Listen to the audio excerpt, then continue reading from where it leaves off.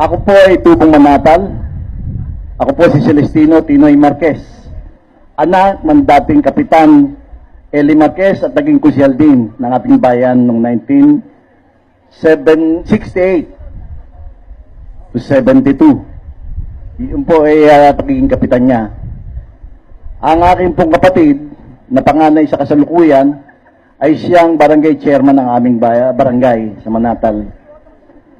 Ang aking pong kapatid na bunso na 4 na beses niyo nang pinangkilik bilang kusyal, si Oka Marquez na ngayon ay kasalukuyang pangalawang punong bayan. Ako po ay nagtapos kagaya ni Kusyal Gabi ng Animal Husbandry. At nung pong kabataan ko, natakbo din po ako bilang isang kusyal. Bagamat hindi po pinalad na maupo, dahil nung panahon na yun, mga 81, ay ang sistema po ng politika noon ay black voting. Kaya po nanalo kami pero hindi kami naupo. Pero po nung napalit si Cory, bigyan po kami ng pagkakataon na manungkulan. Bakit ko po binanggit ang mga bagay na ito? Anda kasi po, ito nagtulak sa akin, nagmulat sa akin kung paano maglingkod. Ako po ay sa kasalukuyan ay may asawa. 4 po. 4 po ang anak ko sa asawa ko.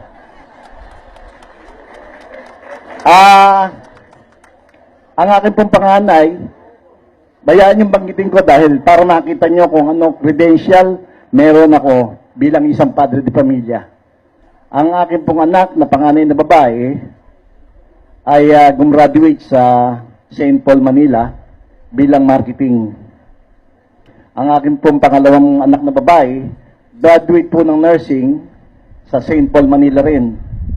At nakapagtapos na rin po ng medisina, dangan nga lang po, nung panahon na siya ay kumukuha ng review, ay nagkaroon po siya ng karamdaman, kaya hindi po siya nakapag-take ng board. Ang aking pong pangatlong anak, ay siyang nangangasiwa ng aming maliit na negosyo, na kagaya po ni nung pinsan ko na sa Extreme Feeds, nagpapaalaga rin po kami ng baboy. Siguro po, kung hindi ako nagkakamali, nasa kulang 3,000 ang paalaga namin. Siya po ay gumraduate ng business entrepreneur sa Lasal, TAP. At ang aking bumbunso, na lalaki rin, ay graduate ng business administration sa Ateneo de Manila. Bakit ko po binanggit yun? Anda kasi po, ang isang magiging matapat na maglilingkod sa inyo ay isang mabuting may bahay, isang mabuting padre de pamilya na gagawin ng lahat para sa kanyang pamilya. Sa kasalukuyan po, ang inyong lingkod ay nagmamay-ari ng 3 rice mill sa Intercity. Ako po sa kasalukuyan ay isa sa mga direktor ng nasabing asosasyon. Isa rin po ako sa direktor ng kooperatiba namin, lahat ng mga miller sa Bukawi. At isa rin po ako sa incorporator na nagtatag ng isang matagumpay na kooperatiba sa bayan ng Pandi, ang Manatal Multipurpose Cooperative.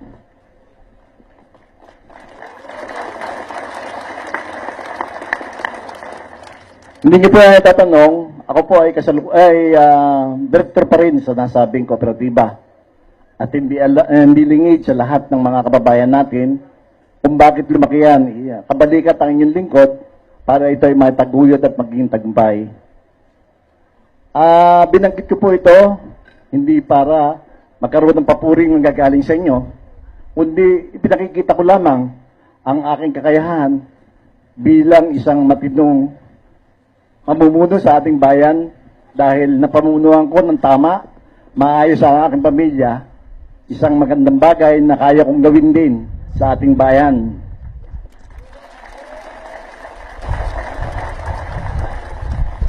Bayaan yung banggitin ko ang ilang bagay na katanungan ng ating mga kababayan sa mahigit 3 buwan namin paglalakad bilang pagkapakila dahil puro kami baguhan.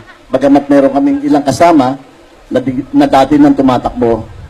Ang tanong po ng ating karamihang mga kababayan ay pinamamalita daw po ng kabilang kampo na kung sakaling kung hindi sila ang kanilang iboboto, inyong iboboto, mawawala ang eskola ng inyong mga anak. Mawawala ang purpose na tinatanggap ng ating mga kababayan, lalo-lalo na ang mga kapatid nating senior citizen na mawawala na raw ang mga benepisyong nanggagaling sa munisipyo kapag hindi sila nahalal. Yan po ay isang napakalaking kasinungalingan.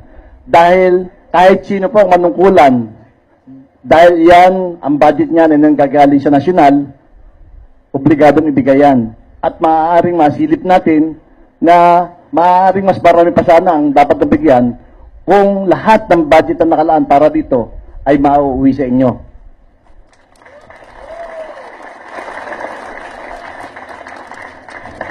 At isa pa pong malaking kasinungalingan na ipinakakalat nila para masira at hindi makapagdesisyon kagad ang ating mga kababayan ay ang pamamalita nila na kami ay disqualified. Yan po ay isang malaking kasinungalingan din.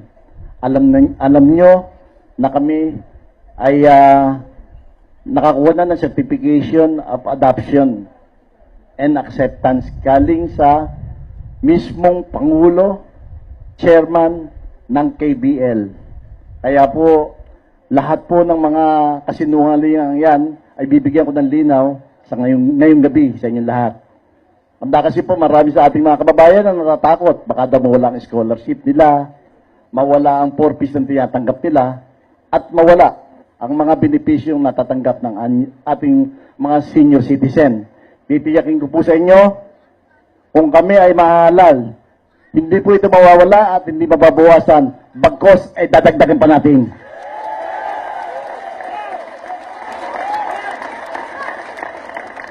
Ang isip po natin na ngayon, kagaya ng nabanggit ng ating pakalawang punong bayan, ang issue ng pabahay. Titiyakin ko po sa inyo sa aming pamamahala, matatapos na ang pagdating ng mga pabahay na yan. At sisikapin namin, lahat ng mga kababayan nating nandito na, ay tatangkaligin natin,